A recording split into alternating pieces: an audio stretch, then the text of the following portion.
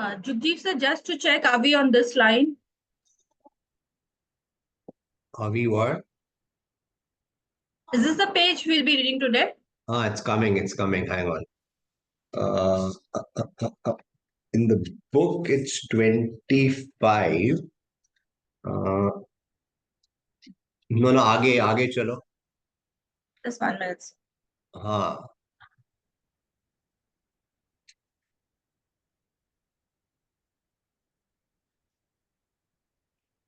Yeah.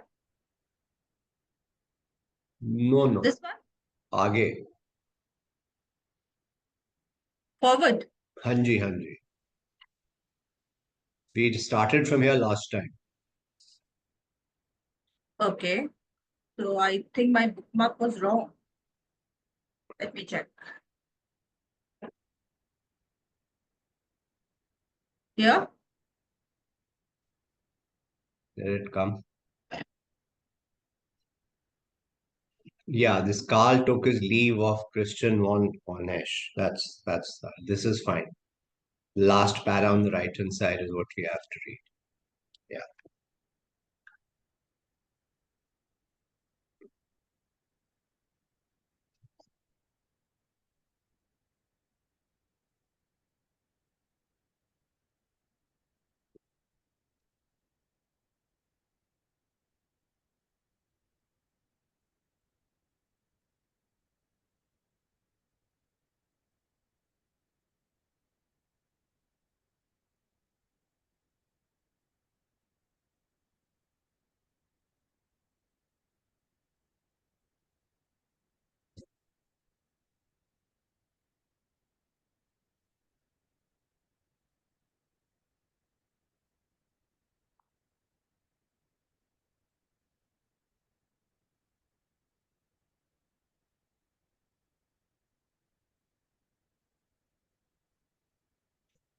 Morning, sir.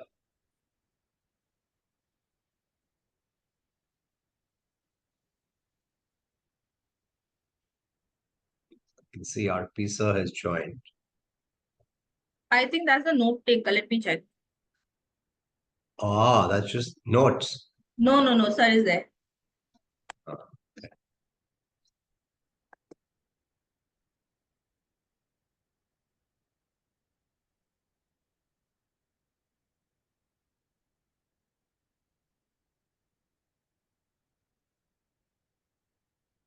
So, Manisha, it's 10:30. Should we start? So we have Prem Kumar from Lahatara and Bhavna Arora ma'am here. People are still joining. Should we wait for a minute or two? Okay, up to you. Good morning, everyone. Morning, sir. How are you? Great. I hope you all are looking forward to the retreat now. Yes, sir. Always. I visited the school with the executive committee of the Doon School. It was very nice. And it was good to see Manisha there and Minakshi both were there. And the school was looking good. Yeah, I'm sure it'll make progress. I just think that, there's just so much to do. So, Oh, much to do. You don't, yeah. Long haul, it's a long haul. yeah. But people are there, you could see the excitement there among the kids and Yeah, that's great key. Yeah. Kids are, And there is a certain buzz around, that things are happening. yeah, no, kids are excited, and I guess it also keeps everybody else going. Yeah. And Noni has been going there, and so it's nice. Right. What are we reading today? So we've started reading this book called Show me. Door-to-Door Bookseller, Okay. Oh. and it's written by Carsten Hen, German book which has been translated into English.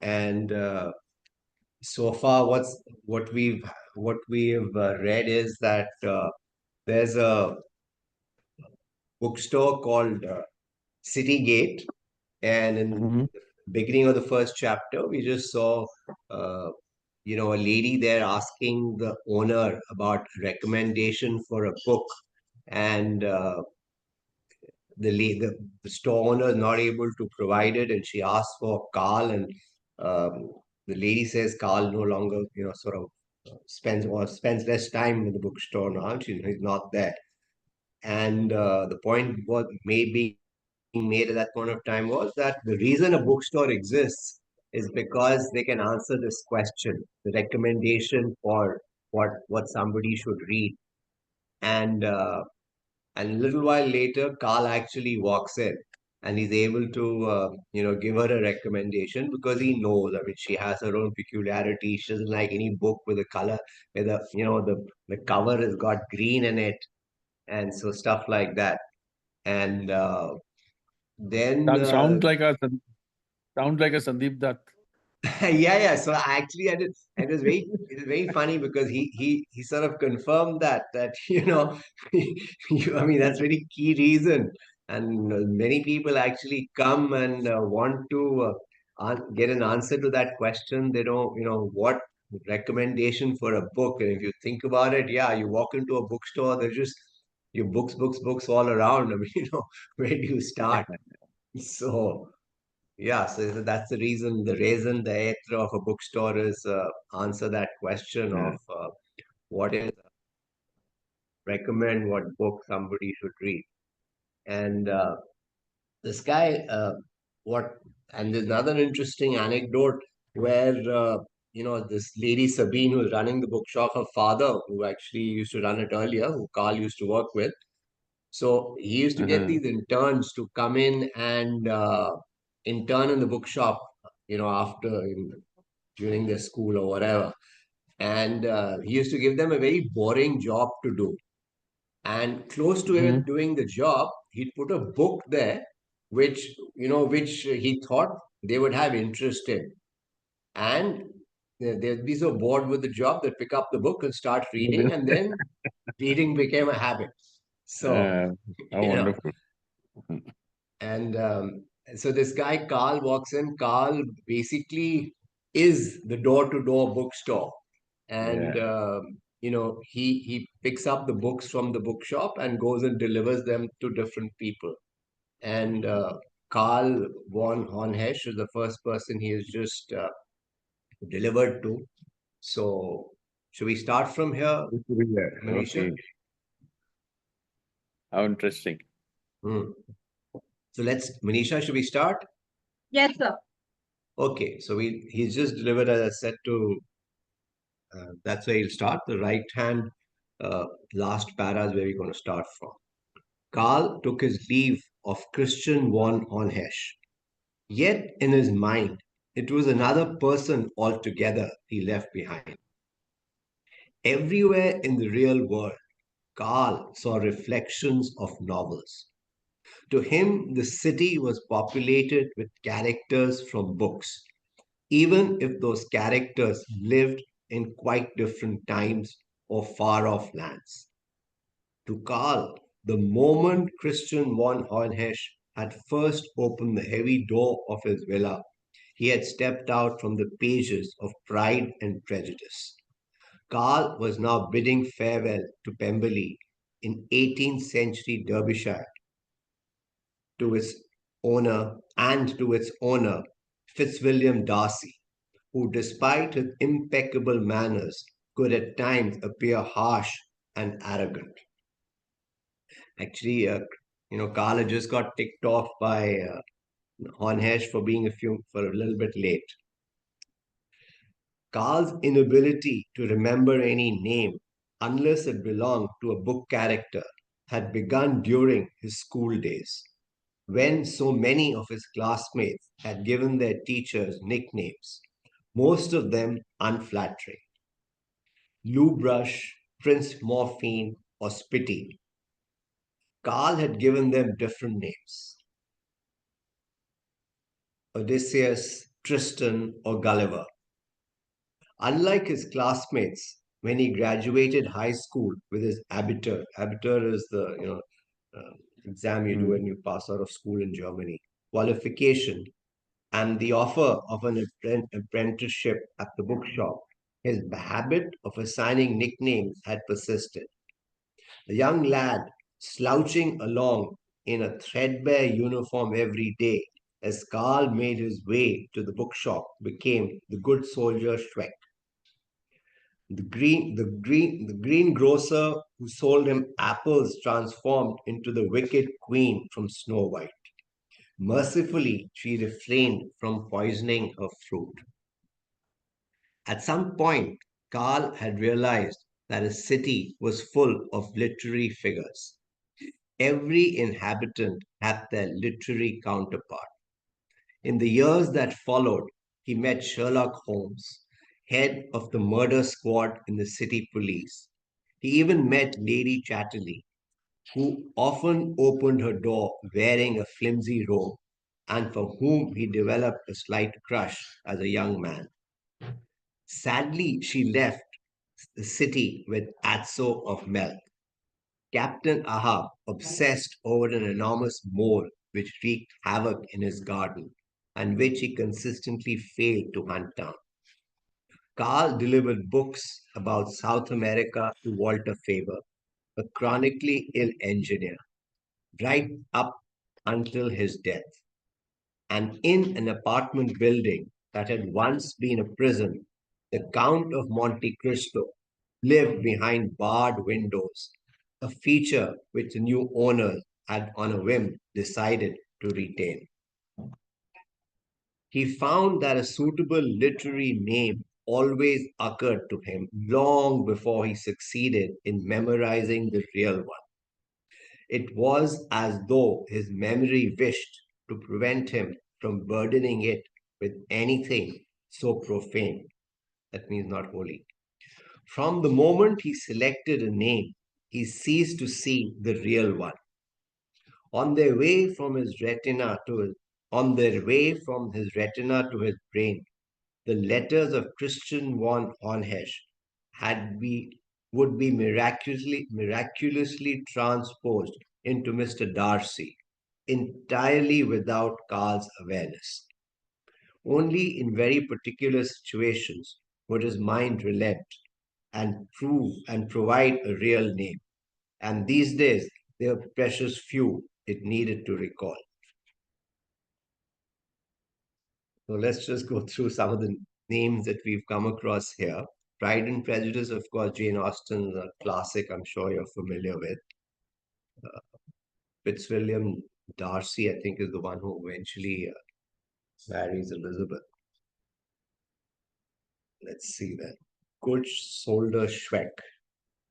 So let me just Google that. I remember looking at it. It's actually classic.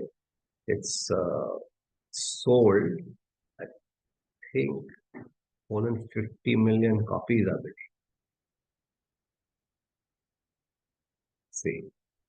Yeah, so Good Soldier Schweck is an unfinished satirical dark comedy novel by Czech writer Harselov Hasek, published in 1921 to 23, about a good-humored, simple-minded, middle-aged man who appears to be enthusiastic to serve Austria-Hungary in World War I. That's Good Soldier Schweck. Let's see, what else do we have here?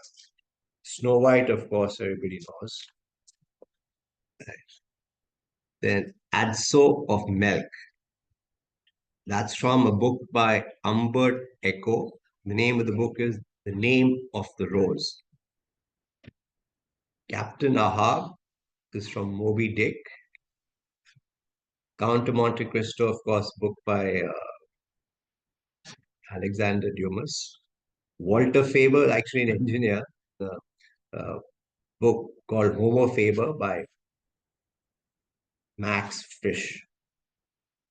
So quite interesting how he gives everybody names. I mean, it is one way to remember things, right?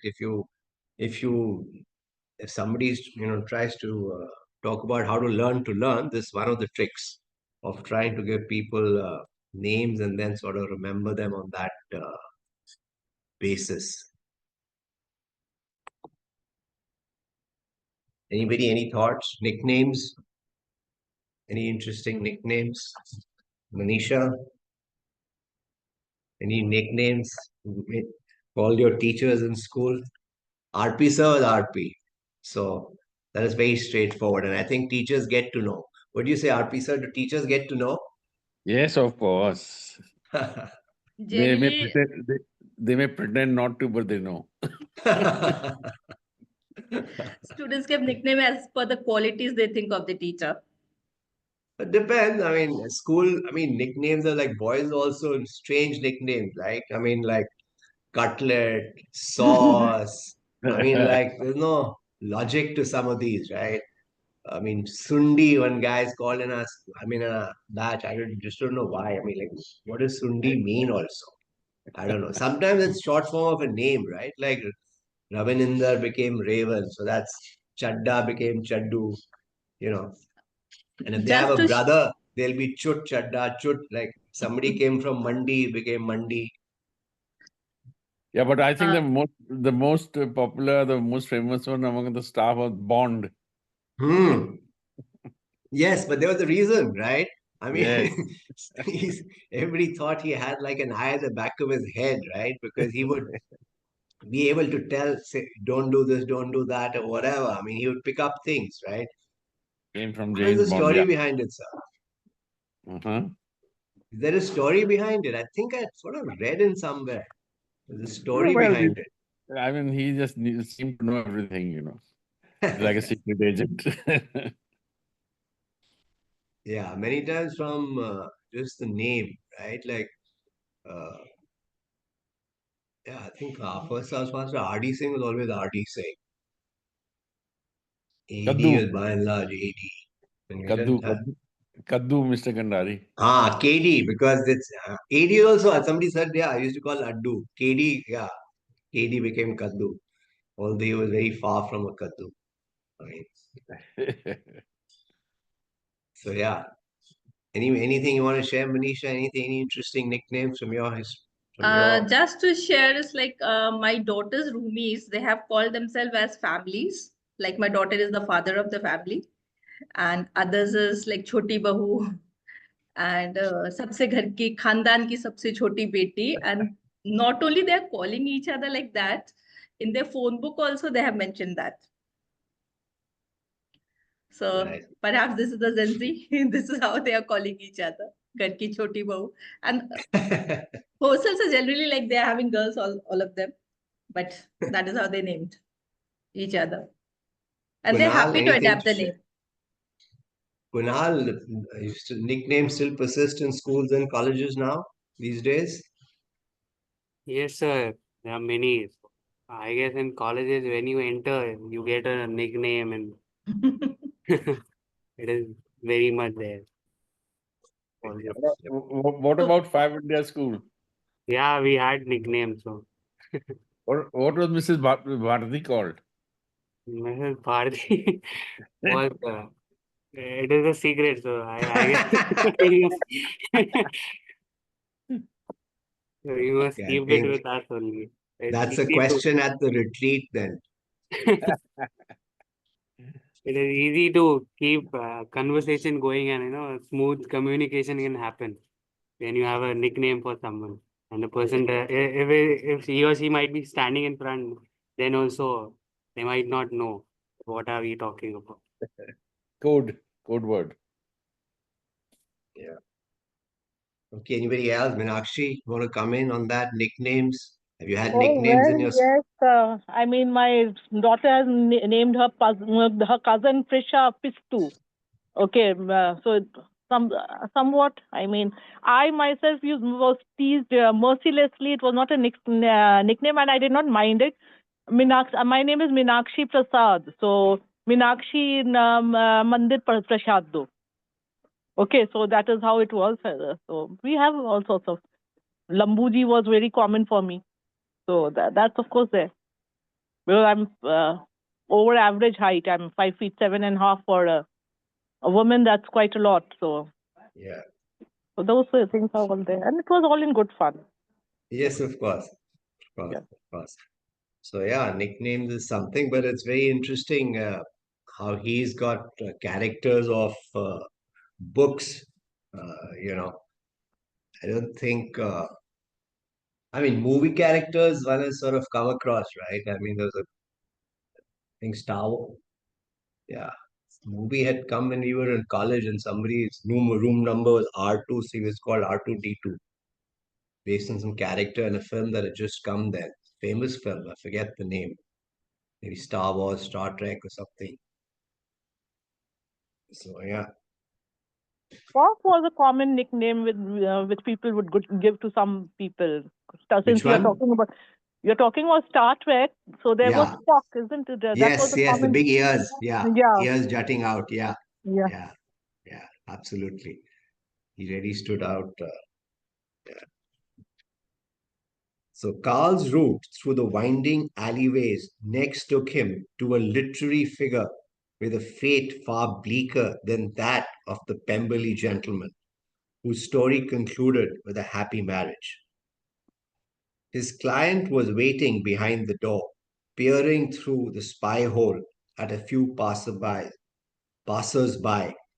in the street beyond. No one came here for a stroll.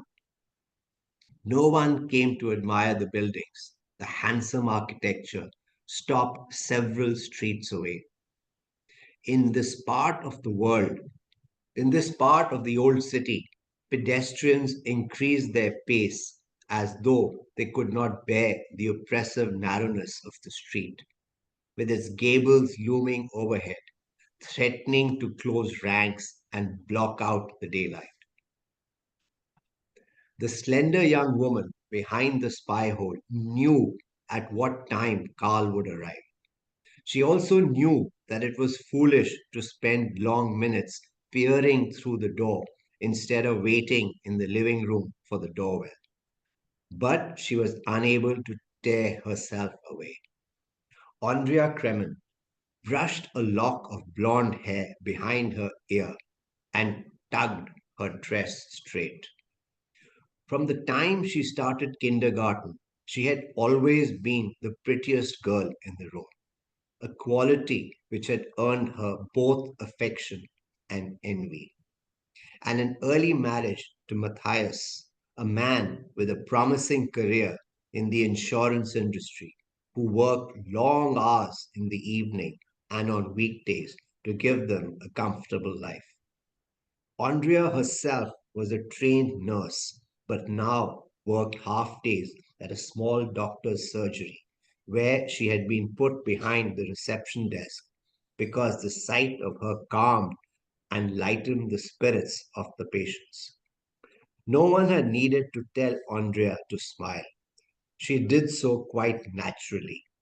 It was part and parcel of being pretty. A pretty person who doesn't smile looks arrogant, so she smiled all day. She had never dared to look anything other than perfect. What would happen then? What would others see in her? But Karl Koloff seemed like a man to whom she could show her unsmiling face. He would find the right words to describe what appeared there. Andrea knew that if he chose his words so carefully as a perfumer selecting ingredients for an expensive scent. She let her smile drop and pulled the lock of her hair forward, permitting herself a few strands of disarray. Spotting Carl in the street, she tucked the strands swiftly behind her ear again. Carl rang the bell and waited. He knew Andrea Kremen always took little time to open the door and is always slightly breathless, but she always wore a smile of pleasure. A key rattled in the lock, then the door opened. Mr. Kolhoff, you are early today. I hadn't expected you yet. I must look in a terrible state. She ran her fingers through her glossy hair, styled to perfectly complement her elegant dress in a red rose print. Carl found her bewitching, and yet the sight of her always made him feel a little sad too. Behind all her beauty lay something he could not quite put a finger on, but it had something to do with the package he now handed her, one of the books Andrea Kremen loved so well. The book's weight was perfectly acceptable. Carl liked books to have the appropriate weight, heavier than a bar of chocolate, lighter than a liter of milk. It was the weight of the contents that gave Carl concern. Is it a good one? She asked, putting the string on on the packing paper straight. From what I've heard, the Shadow Rose lives up to the author's other works. Highly dramatic? Now it was Carl's turn to smile. There was an unspoken agreement between them when he brought her a book. It was always dramatic with a tragic end. In the past, he had occasionally recommended books with a happy end, but she had never enjoyed them. She found they bore no relation to reality. Andrea Kremen loved novels in which the female protagonist suffered and either died or was left unhappy and alone at the end. Open endings were only acceptable if they held out the possibility of one or the other. As always, I retained my right to silence, said Carl. How did you like the last novel? Andrea Kremen took a deep breath and shook her head. It was so sad. She walks into the water at the end. Why didn't you warn me? She gave a playful pout. I can't possibly do that. In the past, he had packed her books in bright, cheerful gift wrap, but after a while had felt a little disingenuous. Will you bring me another next week? I've heard about a novel where it's night all the time. It takes place in Greenland in the winter, and the main character has lost her child. Do you know it? I thought it sounded good. Carl had heard of the book. He'd hoped Andrea Kremen hadn't. I'll bring it. Carl didn't say he'd bring it gladly because that would have been untrue. Can you interest me in anything else? There's a crime story set right here in this city. It's only just been published. I have not read it yet, but I hear it's very funny. Andrea Kremen waved the suggestion aside. Do you think I'd enjoy it? Carl made a point of never lying. Send a lie out into the world and you can never retrieve it. No, I don't think so either. But might make you laugh, and you have a beautiful laugh. And I hope that's not too forward of me. I'm sure you've heard what Charlie Chaplin said. A day without laughter is a day wasted. We have so few days on this earth, we can't afford to lose any.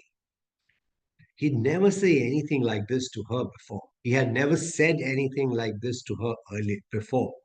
Perhaps he had sensed her unhappiness was greater than usual today. Carl didn't know. Sometimes his mouth just went ahead and said things without consulting his head. Andrea Kremen was no longer smiling. Her lower lip trembled slightly. You've saved my day. Thank you.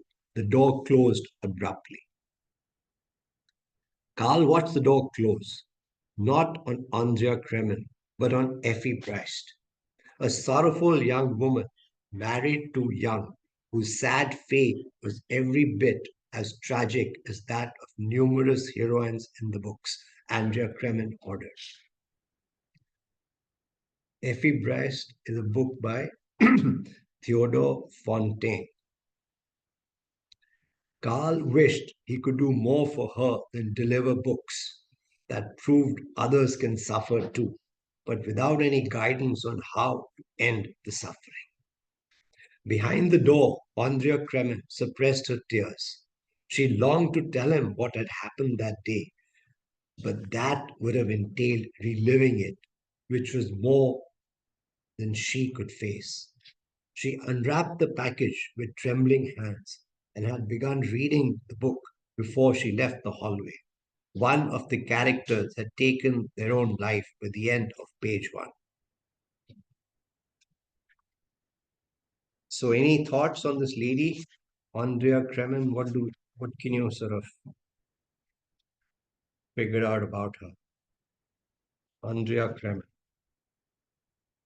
Any thoughts? What can we read between the lines?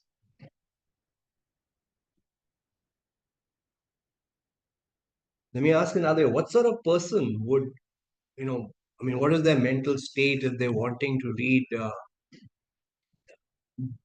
books which are sad, right? What is happening here? May I? Yes, please. See, the fact is that the initial introduction of her, they mentioned that she always had to look perfect and she had to keep smiling. She had to keep a smile on no matter what. In itself says that she is a sad person. Okay, you don't have to keep a smile on. That's not the way life is. You don't have to look perfect. It's always like on the surface, at a surface level, she wanted to portray a picture where she appeared to be very happy, but actually she was very unhappy. This is what they're trying to say through the entire depiction of a character is such. She wanted to portray something, but at the same time she was not that. She was unhappy, and that surfaced in the choice of her books. Right. So Manisha says she wants to get out from her misery. Is she reading to get ideas, or I don't know. My thought was that when she reads about other people being unhappy, then maybe she forgets her own unhappiness, something like that.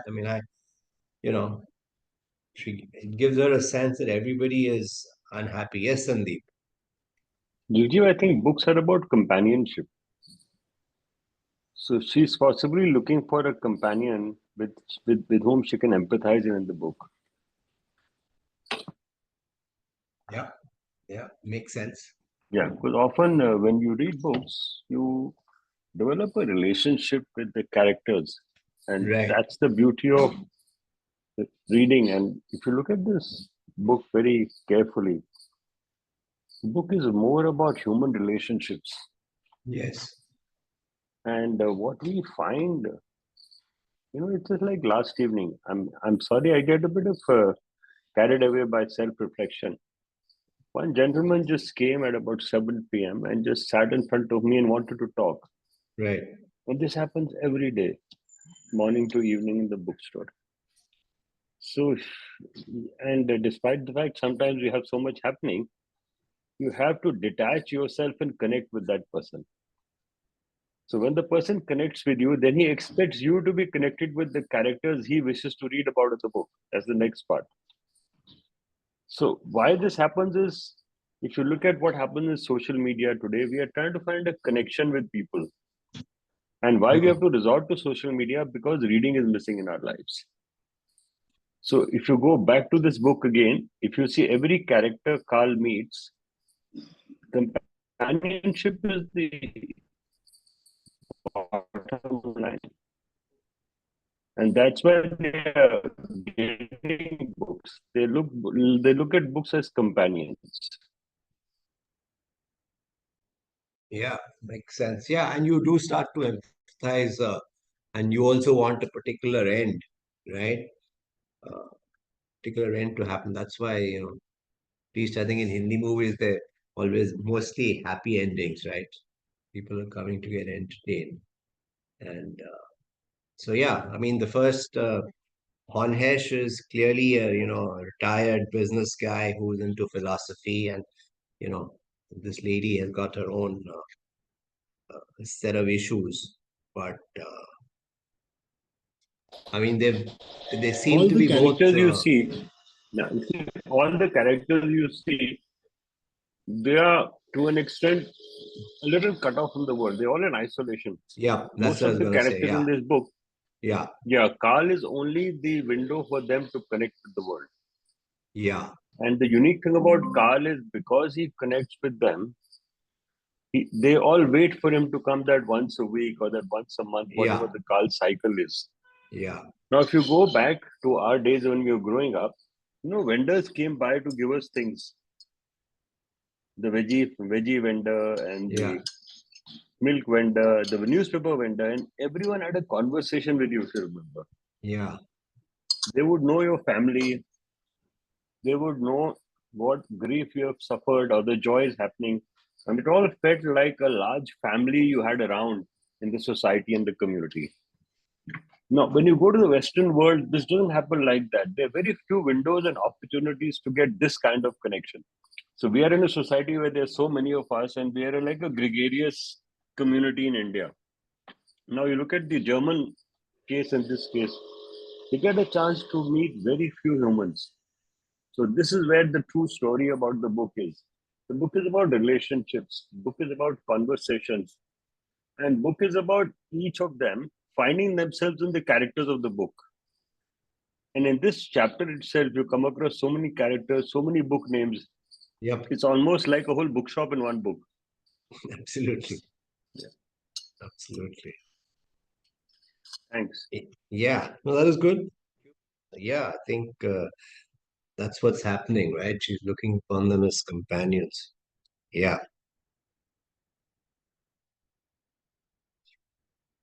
Carl had taken no more than a few steps when he heard a soft mew beside him. Looking down, he saw a gaunt, three-legged cat looking up at him, its fur scruffy, its ears notched from numerous battles. Carl had no idea whether it was male or female, or where its home was, if it indeed had one. But they were good friends nonetheless. While others had house cats, Carl had a street cat. Hello, dog, he said and smiled. He had given the cat this name because it behaved like one, sniffing at everything as it walked and marking its territory. Dog never purred, it growled. When Carl arrived at a customer's door, dog never sat, it lay down. It could lie down anywhere, even on the narrowest of steps. Sandeep, tell us about marking territory here. See, the interesting thing, marking territory, the simplest example is dogs. Yeah, yeah. Dogs will pee in a circumference on the trees or at marks, and when any other dog wants to come into that territory, they smell the pee. So they are very edgily walking into another's territory. That's a typical example of marking territory. And cats that way have a smaller circumference. In fact, if you read about cats, often it so happens that the owner may leave the house, but the cat won't. Cat is so possessive about their territory, and so often cat would keep living in a corner in a house or in a cupboard or in a box or in a cardboard box. Yeah. It's unlike a dog. Dogs tend to wander, but cats don't tend to wander. They try and remain within a particular confine of a home or a familiar area.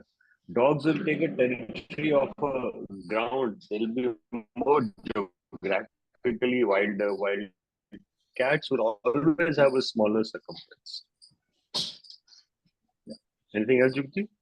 Yeah, no, that's good. Difference as well.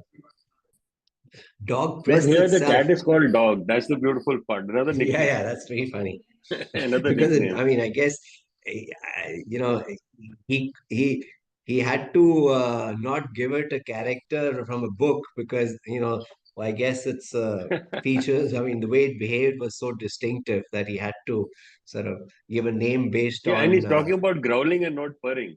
Yeah, Yeah. See how it's described. He's even tried to explain to us readers the Yeah. difference between the behavior of a dog and a cat. Yeah. Sniffing at everything as a dog walk. I mean, dogs are always doing that, right? Cats normally don't do that, right? No, But my that is cat the does sniff. beauty. Yeah, Yeah, it's absolutely. okay. That is the beauty of verse. That is the beauty of Can't hear you, Sandeep. Your verse, and this connection is is where you not so build a good. relationship with the verse. No, your connection is not so good, Sandeep. So this is the whole idea about reading books, where you develop relation reading.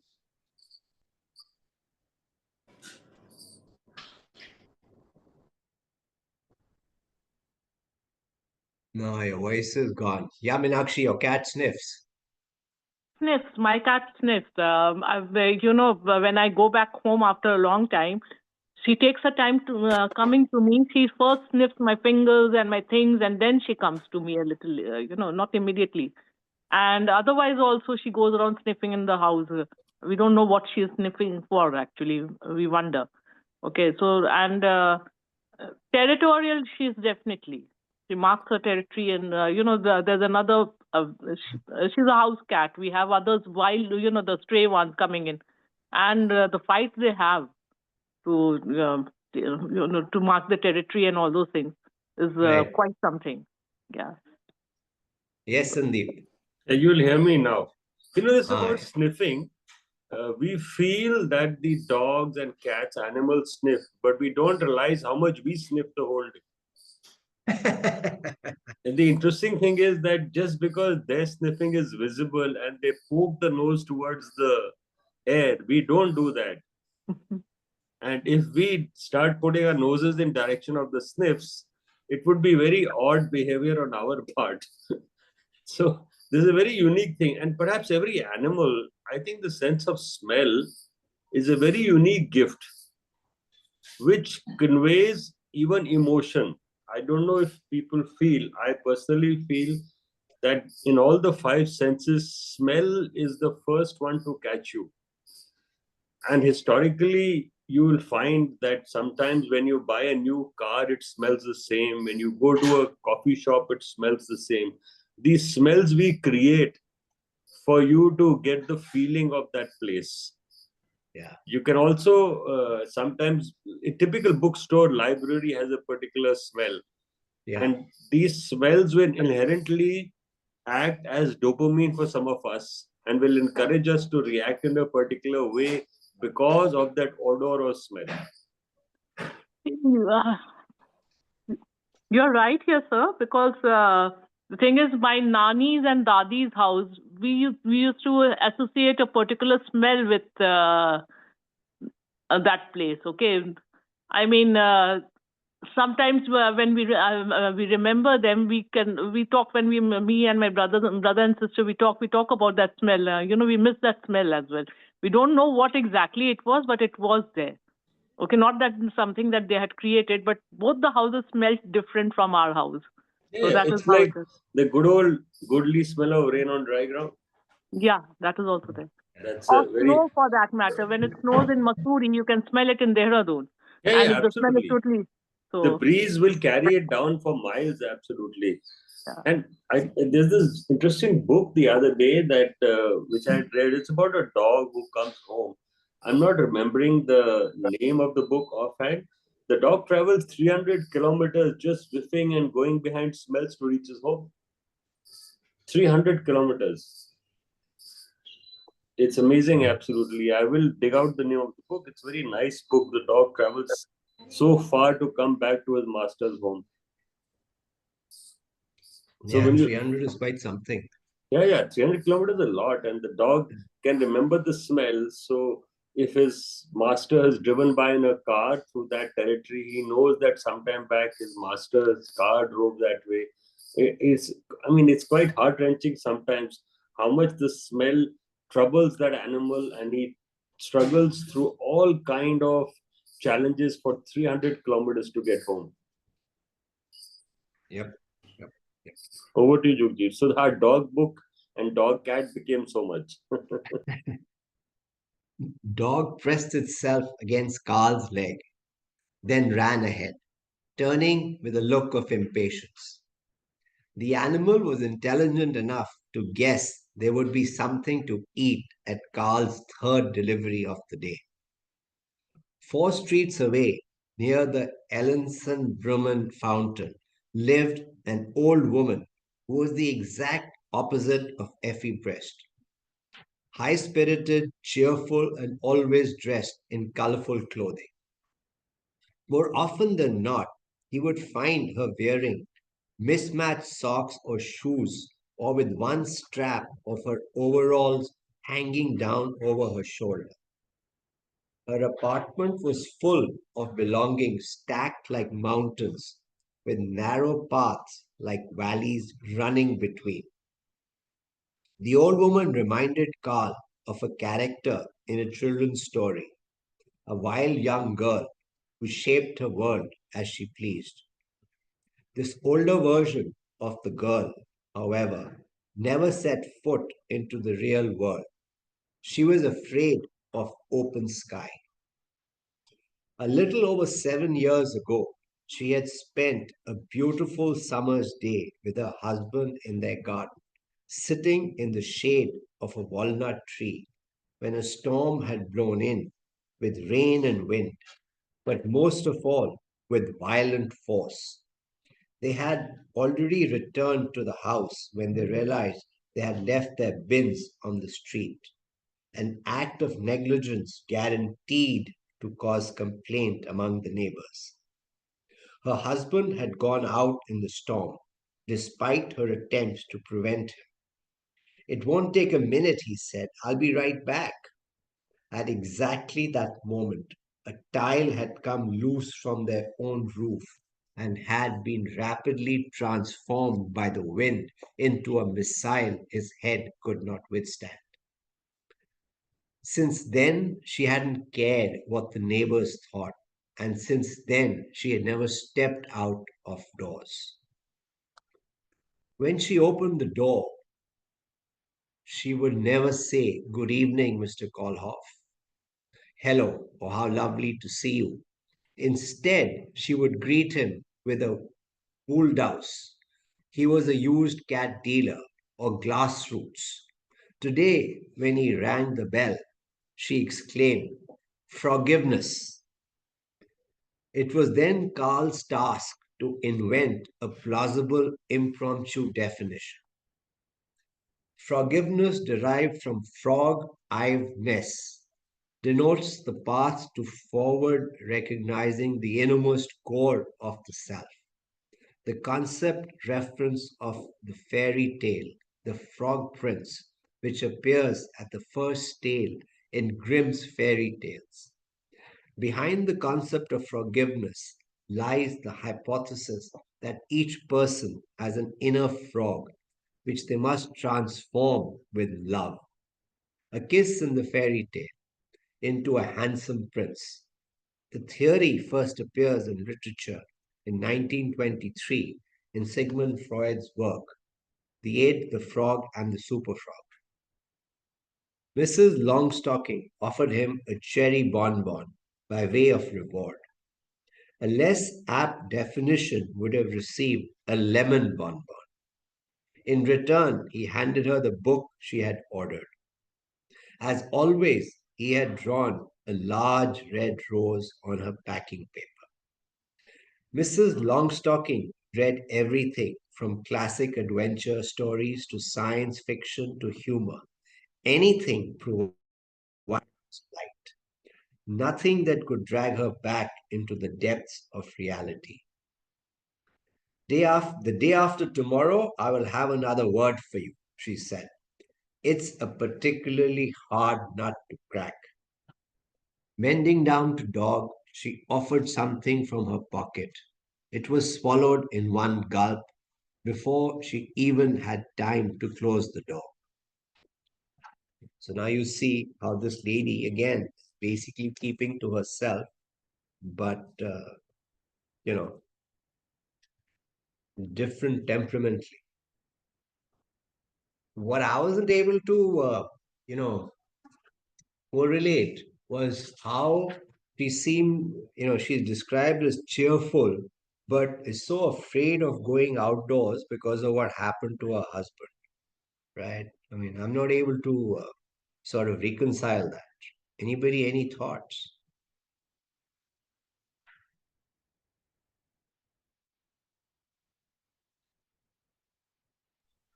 Again, I feel that actually she was through her the way she dressed up, she was actually trying to cover up for her her sadness and her fear and everything. She wanted to appear something that she was not. Okay, we all do that. I mean, if we feel Right. that something is a weakness, something is projected as a weakness, we want to cover that up. We don't want to show it to the world outside. So that is what she was doing through her dressing up and all. She was extra careful, yet she appeared to be very careless in her outward behavior. The books and all stacked in this manner and the way she dressed and all those things. So she did not want the world to see exactly what she was. But then we do notice things about people and we come to know all these things. I mean, it's not it's not as if we try to camouflage I mean, if we try to cover up, others would not know about us. People do come to know about us. Yeah, makes sense. Yes, Sandeep. Jugjiv, I believe life is aina and nakab. The two words I'm putting, aina and nakab. Very nicely put, sir. One is a reflection and the second is a cover. Yeah. So that's how you behave as humans. You will sometimes show your reflection and sometimes you will cover yourself. Now, what Minakshi said that yes, so often we would like to present ourselves as of different from how we feel inside because Yeah. we want to keep our grief and insight in a privacy space. Yeah. That's the whole thing. And if you look at most of the characters in this book, when the door opens, they start behaving differently.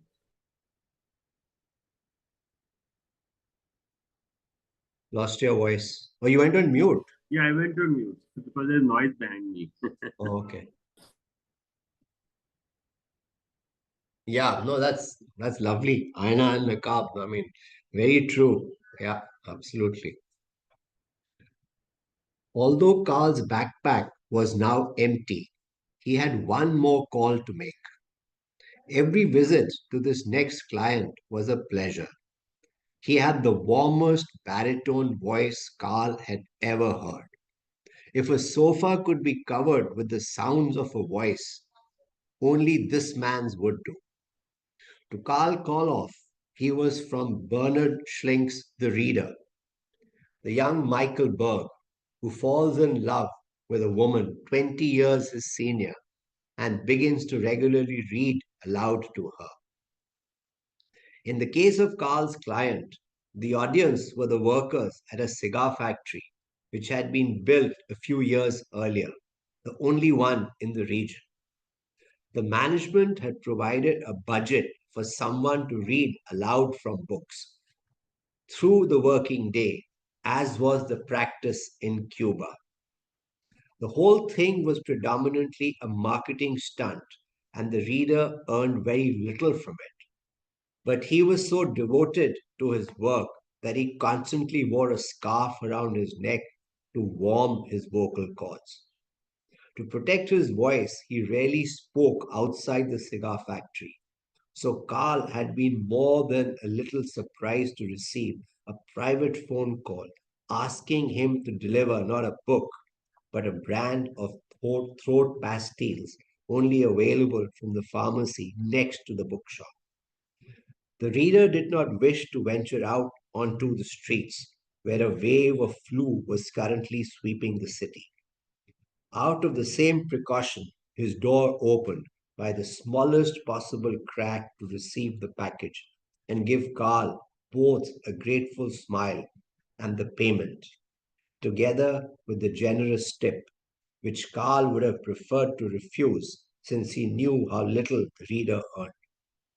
The reader took a pastille from the tin and swiftly closed the door to his rented apartment within a housing block that was so austere.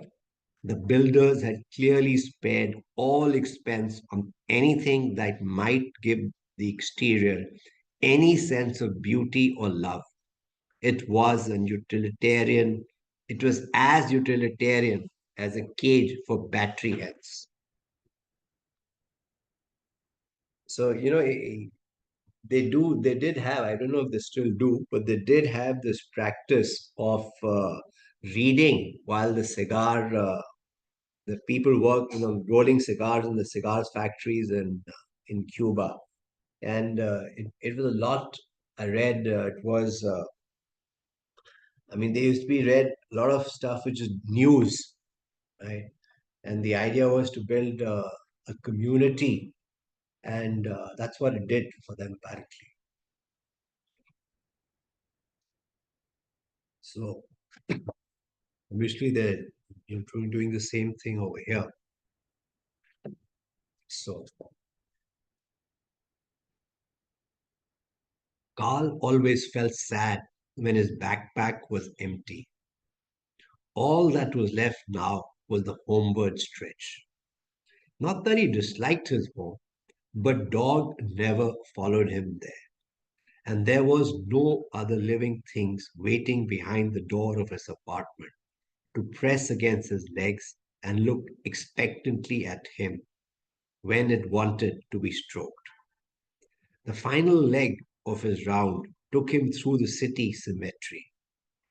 It was over 200 years old, with a large statue of the Grim Reaper at its center, a knowing smile carved into the face of its bony skull. Somehow, the familiarity with the eventual destination of his life's path took away the fear for Carl, and he found the cemetery's beauty calming. The place next to Carl's doorbell read ETA Kolhoff. This was not entirely untrue, since the surname was correct. Carl had always admired the author E.T.A. Hoffman on account of his initials. How many people had three aside from J.R.R. Tolkien or CPE back? Three initials signified something special. A great deal could be concealed behind three. They had the air of holding a great secret, such as why their owner did not fully write out any of the names. Occasionally, letters would be returned if a new postman failed to identify Carl as the man behind these initials. He saw no reason to alter the nameplate. At 72 years old, he no longer received much post in any case. The post he did receive was never grounds for joy, so it was welcome to take another turn in this sorting office. Carl's apartment had too many rooms, four in all, plus a small kitchen, a windowless room with a bath, and another with a toilet. Sometimes he looked on them like flower beds in which nothing had grown. Two of the rooms had been intended for his children. One would have been a room for a girl with its window to the green inner courtyard. The other for his son, looking over the street where he would watch the cars going by. But Carl had never found his very own Mrs. Kolhoff, so never had children. He had kept the apartment regardless. In all the decades, the rent had never been increased. It had probably been forgotten. Now he lived with his paper family, kept in cabinets behind frosted glass doors to protect them from light and dust. Books needing to be read over and over, just like pearls that need to be worn to make them more beautiful, or animals needing to be stroked to feel loved. Sometimes it seemed to Carl that each word was a cell of his own body. Let me read that again. Sometimes it seemed to Carl that each word was a cell of his own body. It was at that point he knew that with the years of reading, he had absorbed them into himself. Carl understood people who collected books like others collected stamps. People who loved to let their gaze wander along book spines, gathered books around themselves like a community of close friends. Inside books lived the characters to whom they felt a connection, with destinies unfolding in which they shared or wished they could. Carl hung his green jacket on the hook behind the door, with his backpack alongside, and pulled them straight. Then he went into the little kitchen to sit at the formica table with a slice of black bread spread with butter and salt, a glass of sauerkraut juice, and a green apple quartered. The apartment had been advertised as with balcony.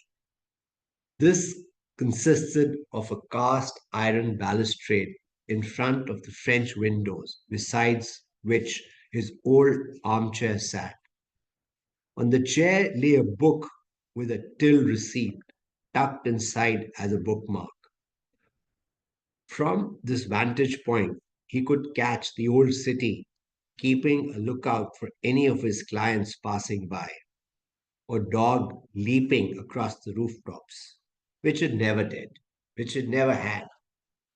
Carl always read until 10 on the dot, then washed and went to bed. As the cover settled down, he felt, as the cover settled over him, he felt wrapped in the comfortable assurance that the next day would bring a new selection of very special books to deliver to his very special clients. So this part, he's using a till, which I guess is a bill, as a bookmark.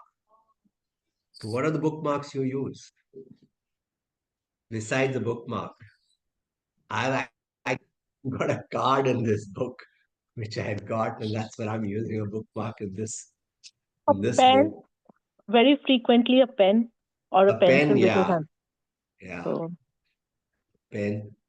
Um, uh, tags of garments which we do remove nowadays, those are very hard and sometimes it's lying around, so we just use those. So those are Boarding passes, boarding pass railway also, yeah, tickets, voting. railway tickets. yeah. So, Ira ma'am, I'm going to ask you a question, right? So, Carl is going through the cemetery, and he says that he's been through it so often that he's fearful of dying now. So it sort of conveys. Do you have any thoughts on that?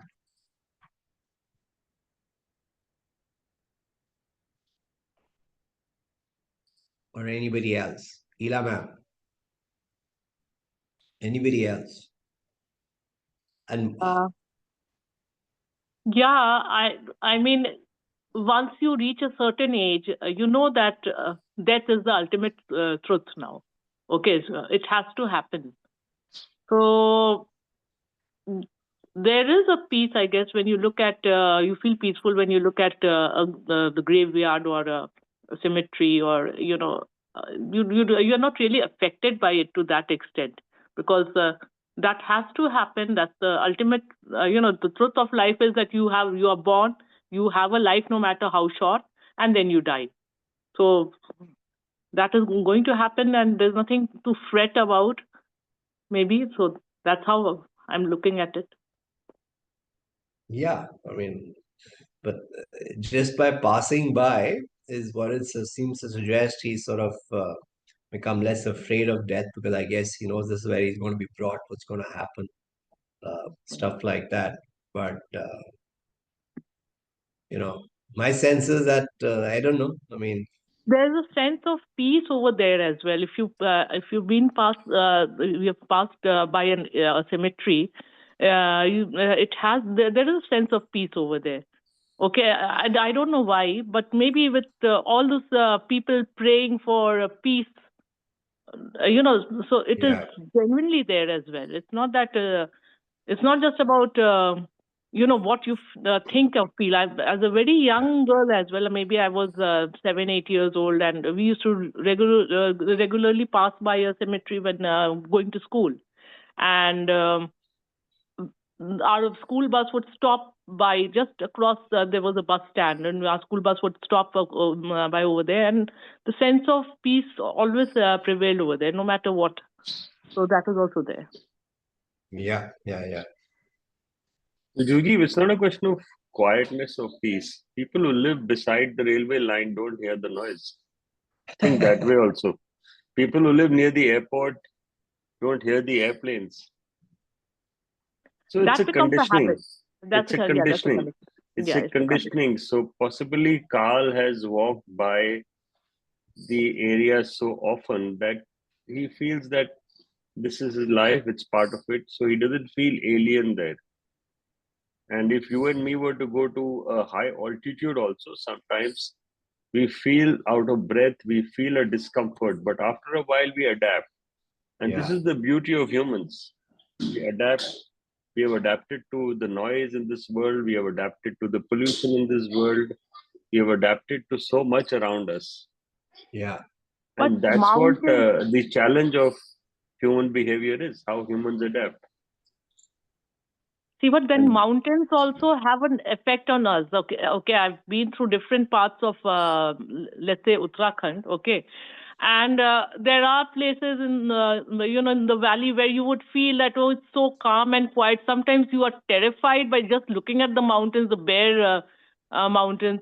Sometimes the beauty is, it's something that you can't describe even. I mean, it's very difficult to. I'll have to become a poetess of a very high order to describe it. So that is how it is. So it does have effect on us. I mean, the surroundings, what they tell to us, and it may depend on our mood as well. But to a great extent, it does have an effect on us. Yep. Okay, Sandeep, over to you, and Neela ma'am, get well soon. So over to you, Sandeep.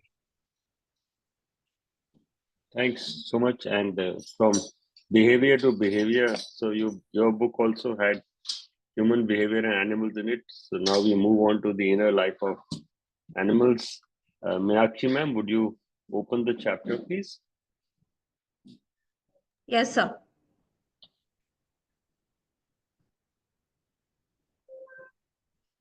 Is it visible?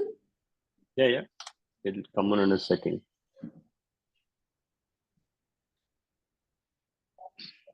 So just flip back to the last page before this. Let me do a recap. Yeah, so last time we talked about behavior of animals, and we talked about fawns, we talked about ravens, and we've also talked about how the dog reacts, Maxie, their dog.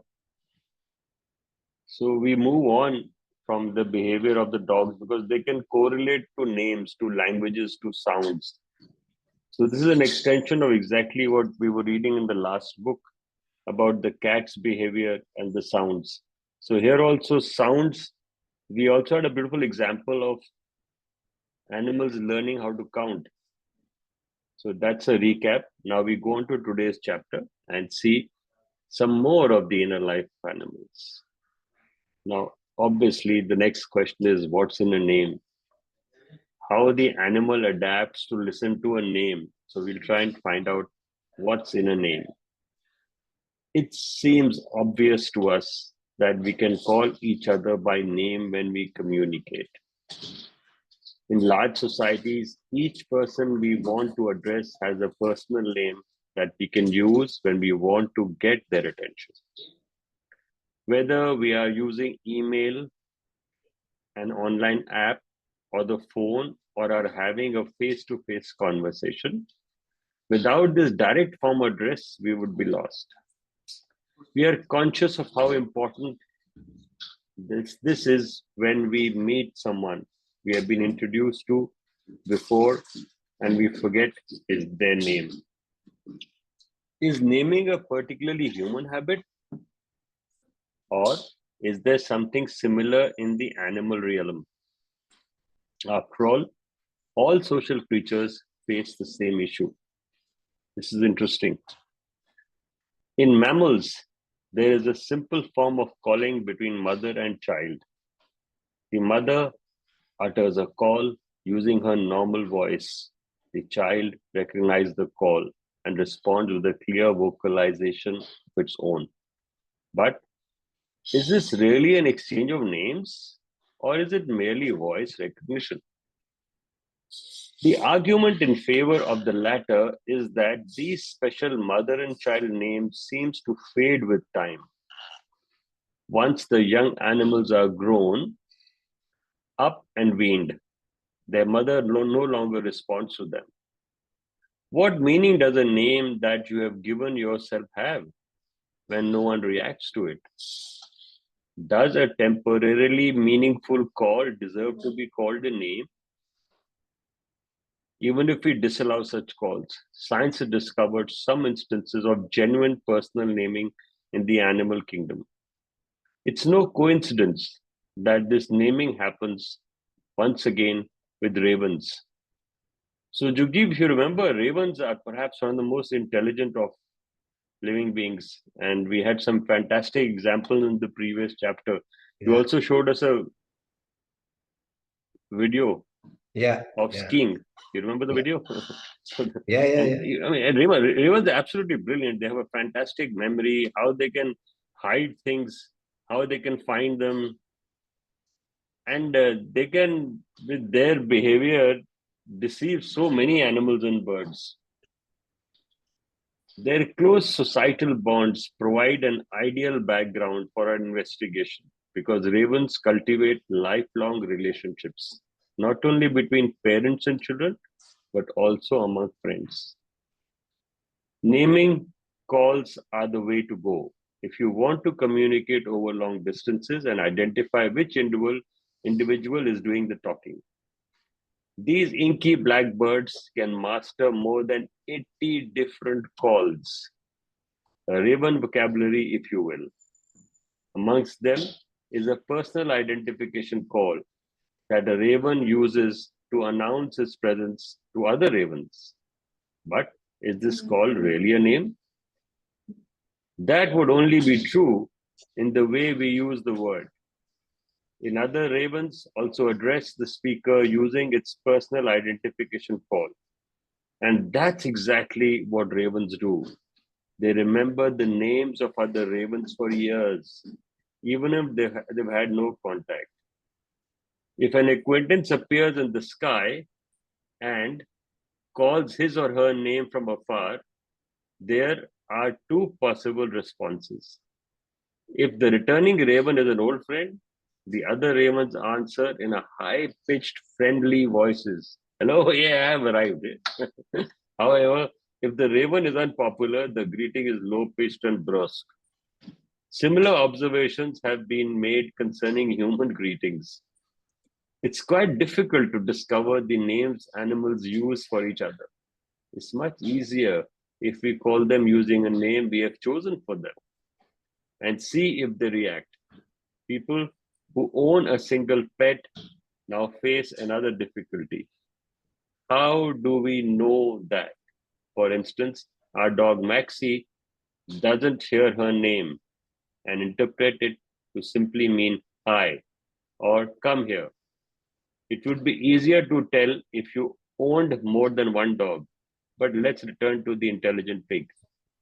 Researchers have studied pigs for precisely this attribute. The reason for the research was the widespread pushing and shoving of modern pens. Farmers used to pour feed into a long trough, so all pigs could eat in the same time. Today, Feed is distributed automatically with the help of computers that calculate the amount for each individual pig. And because the equipment is expensive, there's not enough money for many machines. So not all the pigs in one pen can eat at the same time. They have to wait their turn. And if the stomachs are rumbling, pigs are as impatient as we are. They jostle each other in the queue, sometimes even injuring one another. To help bring civility back into the process, researchers from the pig term of Friedrich Loeffler Institute, the German Federal Institute of Animal Health, tried to teach manners to pigs in an experimental farm at Michlost in Lower Saxony. Here, using small school classes of 8 to 10 animals, they trained yearlings to respond to individual names.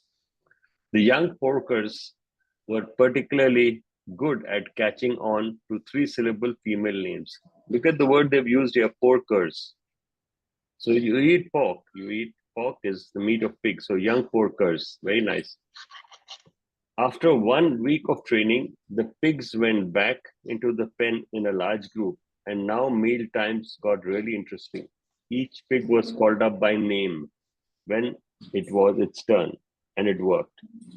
As soon as Brunhild rang out the loudspeaker, the only pig that sprang up and raced to the trough was the one that had been called, while all the others continued doing whatever it was they were doing, which for most of them was simply snoozing.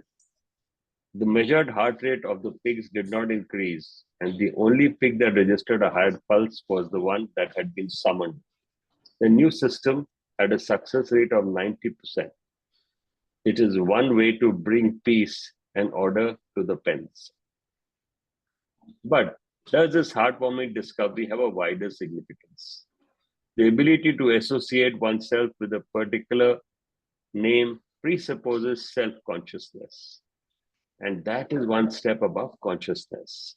For whereas the latter merely implies through thought process, with self-consciousness, we are talking about recognizing who you are, having a sense of self.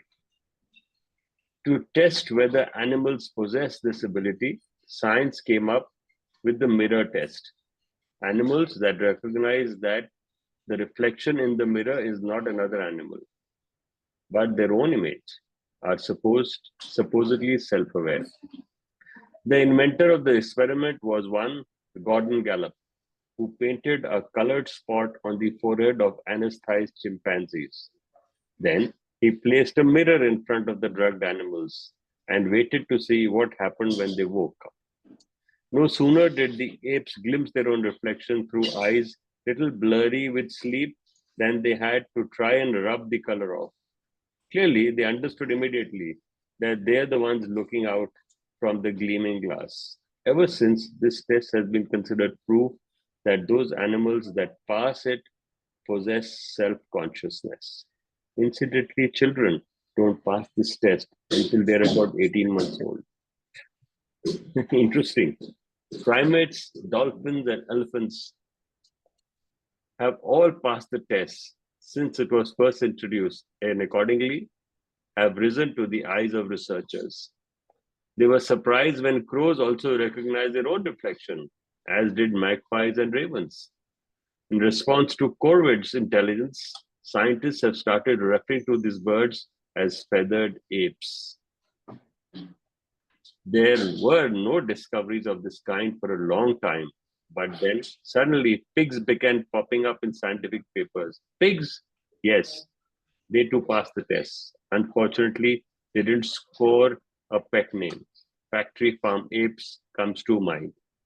For if they had, how could anyone have continued to treat pigs inhumanly as they are treated today? People don't even credit these intelligent animals with feeling pain, as is evident from the fact that in Germany it is legal to castrate piglets only a few days old without anesthetic. And it will continue to be legal until 2019 because it's quicker and cheaper that way. But let's return to the mirror. Pigs know how to use mirrors for more than just self-contemplation. Donald M. Broom and his team in the University of Cambridge placed food behind a barrier, then pigs were positioned so that they could only see the food using the mirror placed in front of them.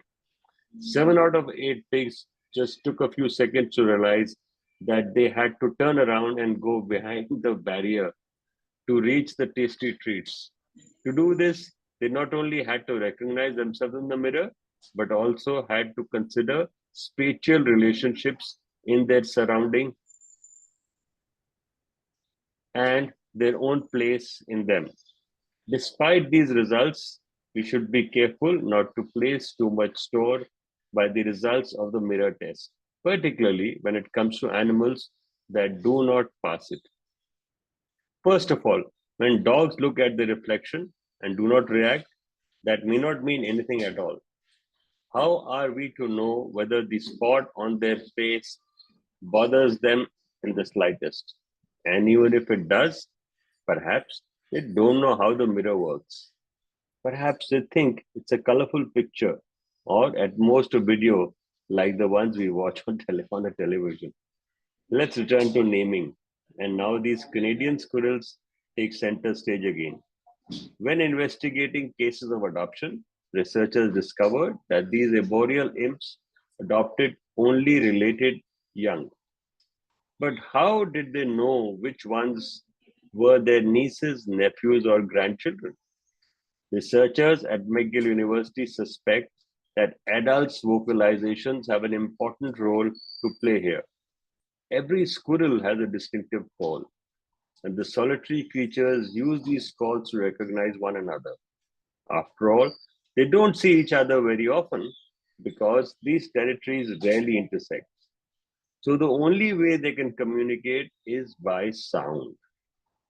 What is even more astounding, in the same animals come looking when they stop hearing their relatives' calls. This means they have to leave their own territory and enter an unfamiliar one. Does that make them nervous? We can only speculate about that, but we do know that when they come across orphaned young during their forays into alien territory, they take the helpless young into their care. Science is only just beginning to explore this subject. Like so many others, as I've explained, naming is an advanced form of communication that many animals have mastered. Even fish, which we think of as silent creatures, are in on this skill. But the only thing we know right now is that they use the sounds they make to find a partner or to defend their territory. You read one more chapter? To you? Yeah, you can do one more, definitely, no problem. Okay. So now, see, every chapter has a very interesting name, like we spoke last time. So the chapter is about emotion, the chapter is about feeling. Sorry, the chapter is to tell you that we humans have an ego and think we are superior. So here, now we're talking about grief. We have names, animals have names. So all the chapter from hunger to grief, the feelings you and me have are very much there in the inner life of animals. So let's see, do the animals feel grief? That's the question we'll try and answer now. Red deer are social animals. They congregate in large herds and enjoy being in a crowd. That being said, there is a definite difference between the sexes. After they turn 2, male red deers become restless and wander far afield. They get together with others of their sex, but they stay only loosely connected. As they mature, they become solitary and prefer to be on their own, occasionally tolerating the presence of a younger male in the vicinity. German hunters call these hanger-ons adjutants. So adjutants is actually a name in the army. So you have an adjutant who is there to support an officer. So here you have adjutants here also. A female red deer is much more constant. Her herd is tightly knit community led by a particularly experienced alpha doe. The lead doe passes along to younger females established behaviors passed down to her by her predecessors, including the use of decades-old travel corridors between territories. These are paths that herds use to reach lush summer meadows or protected winter quarters. When danger threatens, the frightened females look to their leaders. She is the first to know what to do because she can remember similar situations and potential predators. These dangers don't just come from animals. For example, I've often observed a herd of deer leaving an area at the start of a shoot. A few blasts on the trusty hunting horn signal that it's time for the deer to get going. The call to action warms the hunters' hearts before they set off and warns the lead deer that it is time to depart. This proves deer can remember the specific sequence of notes, even though more than a year has passed since the last hunting season. Besides age and experience, an alpha doe needs one other attribute to prove she deserves her position: offspring. Offspring are essential to show that the doe can take responsibility not only of herself, but also for others. Some wildlife researchers attribute the fact that the other deer in the herd follow her to happenstance. The way they see it, because the deer feel comfortable only when they are in a group. And as the older doe is leading her fawn anyway, they join her more or less randomly merely because two animals happen to be moving off in the same direction. I, however, am convinced that the members of the herd are well aware that a particularly experienced doe is taking the lead. She decides first, and the others are happy to defer to her decision. But researchers object to this, saying that older animals are more vigilant, and that's why she's the first to react when it's time to flee. It's hardly surprising that the others choose to follow her, to be on the safe side. What's going on is simply passive leadership and not active guidance. I don't believe that either. It's time that it's true that does don't for dominance in the herd and resolve issues of hierarchy quietly in ways we don't recognize. However, if leadership were merely a matter of chance, that does would follow one female one day and another the next. Sorry, I should be saying does and not does. Perhaps even an especially woeful doe, one that is not only young and experienced, but also distinctly nervous, making her particularly prone to flight. So this flight is happening because of fear. And you saw a very interesting example that when the hunting season began, even the first sound which they recollected from the last year was enough to instill a sense of fear and grief in them. But true leadership is characterized by something completely different: the ability not to get worked up unnecessarily, because an animal that panics too often has less time to eat and therefore less energy to ensure survival. Very interesting fact. It is because the other does recognize the experience that comes with age, and they all quietly agree amongst themselves that the lead doe is the one they will follow. There are times, however, when disasters strike the alpha doe. For example, when her fawn dies. In earlier times, the cause of death was actually usually disease or a hungry wolf. These days, it is often a blast from the hunter's gun. For deer, the same process is set in motion as for us. First, unbelievable confusion reigns, and then grief sets in. Grief?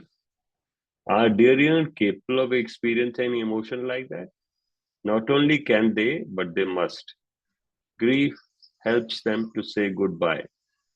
The bond between the doe and the fawn is so intense that it cannot be severed from one moment to the next.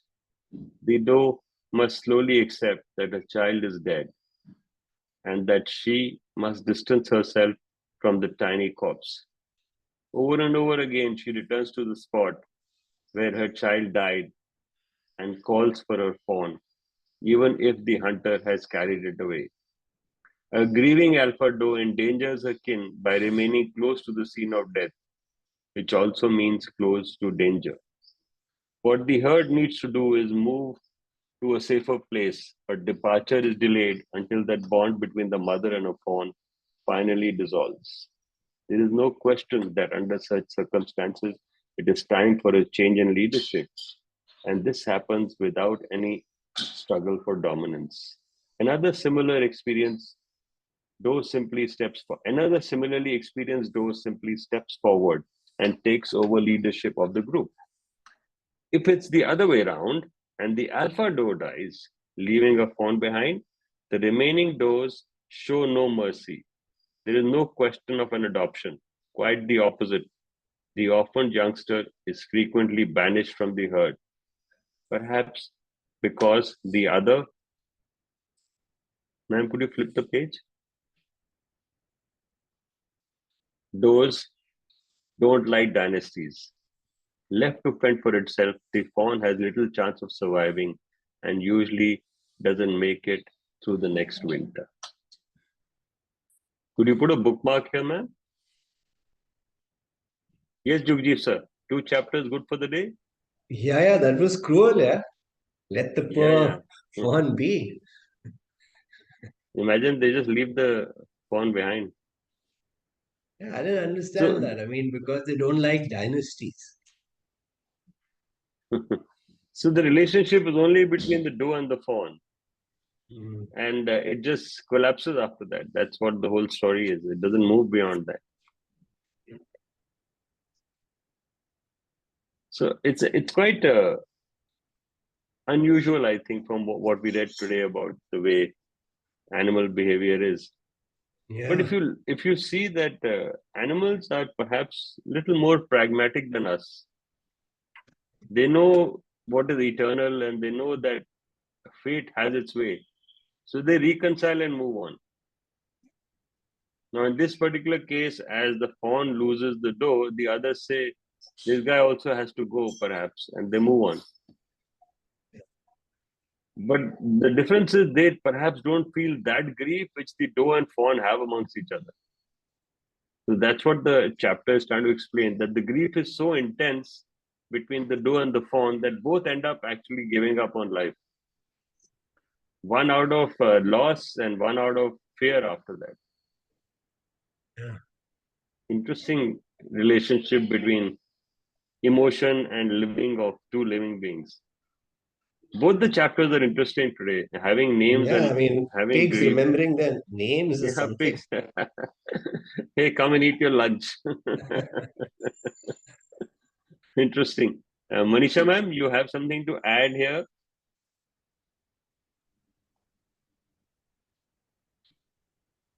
Yeah, from our end, we have had a round of discussion last week. And what we realized that if you looked at, say, the last 1 month or so, I think a lot of interest has come in the other sessions in the week. So in the week, we are now doing a session on Thursday on poetry, and we will soon bring music to that. So the Thoughtful Thursday will become a day for poetry and music, because every song is essentially a poem to begin with, an ode, a ballad that becomes a song ultimately. We discovered this while studying poems with Brinda Ghosh, that most of our songs were one-day poems. The lyrics all come from poems.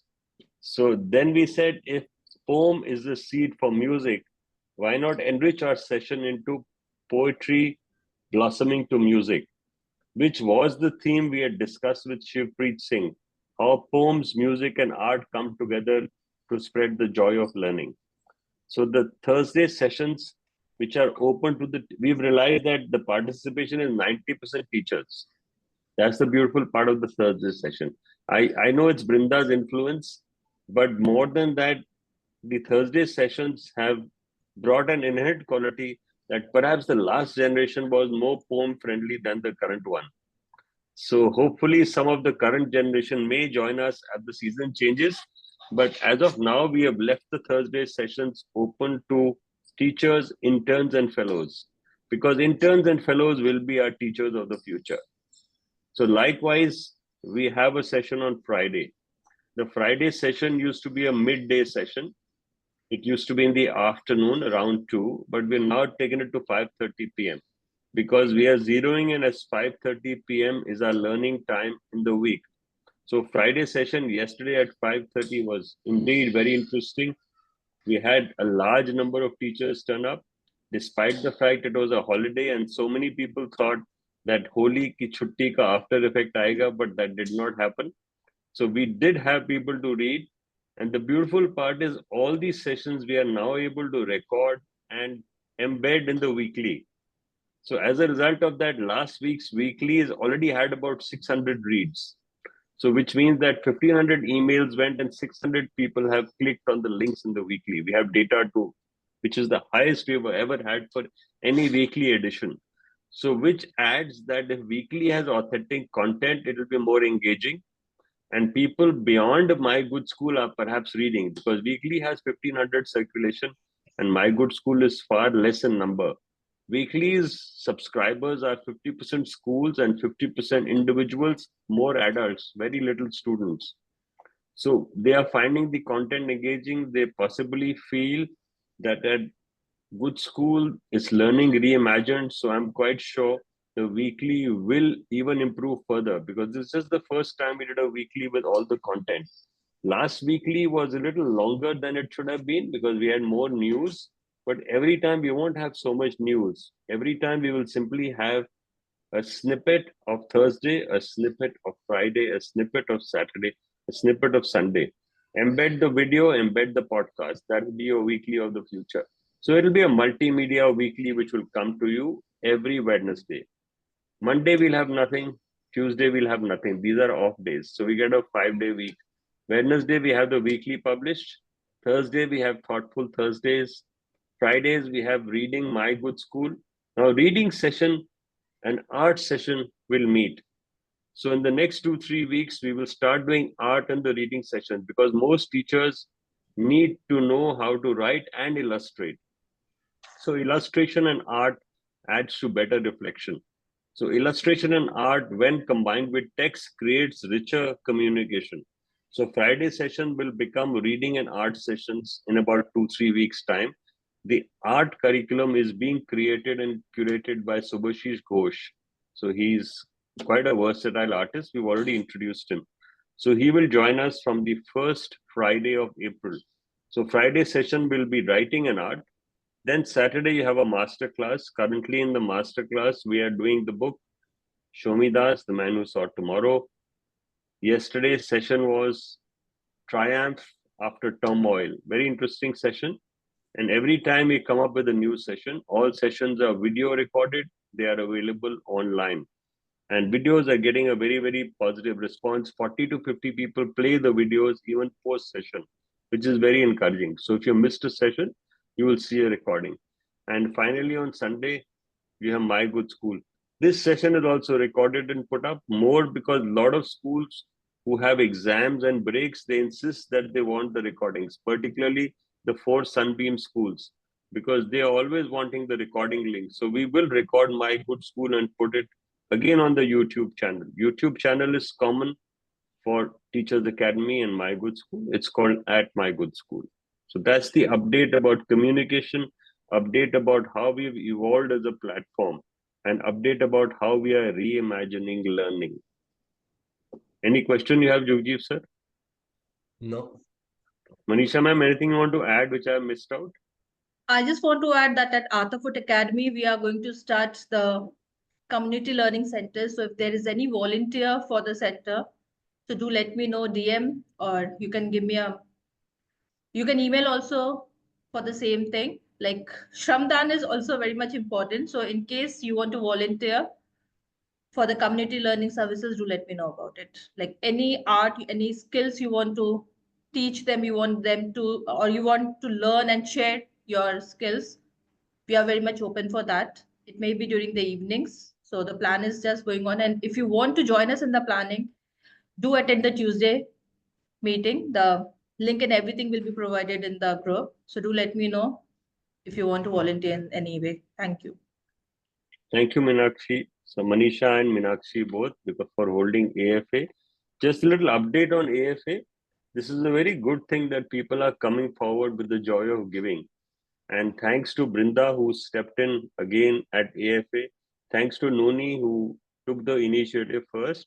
And we now also have Minakshi Oberoi, who will give us the basics on how to use software and Microsoft tools online.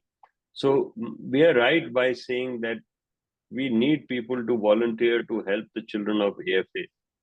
And as we go along, what we've realized that like we did in the Friday session, the JDS and AFA teachers are benefiting more than anyone else. So even yesterday evening, we had over a dozen JDS teachers come, despite the fact they said कि आज छुट्टी है, but वो फिर भी शाम को 5:30 बजे आए. तो इसलिए हमने सोचा कि जो 5:30 बजे का टाइम है, ये बहुत बढ़िया टाइम है. परंतु जो AFA के सेशंस होते हैं वो स्कूल टाइम में होते हैं, बिकॉज स्कूल टाइम में it is easier for us to work with children. But for us to read with teachers, we can read perhaps in the evening, because most teachers will have a device. But children not always will have a device. And it's always good to have children inside the school in the learning lab when you're doing your learning. It's easier to keep track of learning, easier to share things with them, and easier to capture the reflection on what they are learning. Anything else you wish me to add on the Arthur Foot Academy? Minakshi, you want to add something? The Minakshi not there. Okay. So that's the Arthur Foot Academy and the story. I don't think we have anything more to add here. Jugjiv, next Sunday, what is the plan? Same as today. Same as today. So we're reading 2 Sundays consecutively, and then 30th is Leena. Then Leena will come. In the month of April, try and get in touch with Right Side Story and let them have a workshop for after Leena. Or maybe you want to get them to meet and greet first and then follow up like we did with Leena. Yeah. Meet and greet first. Meet and greet first. So I think meet and greet is important, and then the yes workshops can follow up, because I'm quite sure the Right Side Story would do a whole series of interesting workshops. Yes. They came and met me day before, and we had a very heartwarming discussion. And I found what they were doing is very, very good. They were there in 2-3 schools in Dehradun the other day, and they're doing a fairly good job. It was interesting to meet them. So they may be able to do a series of learning sessions at my good school as a part of a yes theme, which is in the latter part of the month. So that's another captive audience we'll get. And anyway, if in the next week or so, once children are back from the holidays, you will start getting your numbers of attendance. Yeah. Manisha, anything else you want to add? No, sir. Yeah. This week, we will perhaps end up signing 2-3 more schools. I'm meeting them, so I will introduce the schools accordingly. In this coming week, which is the weekly, we are still talking about the Taurian World School, which is the newest school. They will start attending soon. See, when I talk to schools these days, what they are saying is that in the month of March, give us time to put our house in order, but definitely from the month of April, you will see far better participation. But that does not mean we will not have our sessions in March. We will have our sessions in March because we record them and we share them. So we don't want to disappoint the children and schools who I'm working with, who use our sessions to take their learning forward. So thank you, everyone. It's been a wonderful Sunday morning. See you next Sunday as we continue to read these 2 books. Enjoy the reading, replay the sessions. And the beautiful part is when you listen to the session, Jugjiv, I realized today, it works like a radio newsreel or a radio natak, I was like today when I was traveling early in the day, so I was listening more than reading. It reminded me of listening to radio plays. That used to be a very interesting feature of our lives when we actually heard plays on the radio. Yeah. It was quite fascinating how we heard those radio plays. So this My Good School carries a little enigma of radio plays sometimes. Thank you, everyone. Have a great week ahead. Bye. God bless you. Bye. Thank you. Good day. Bye.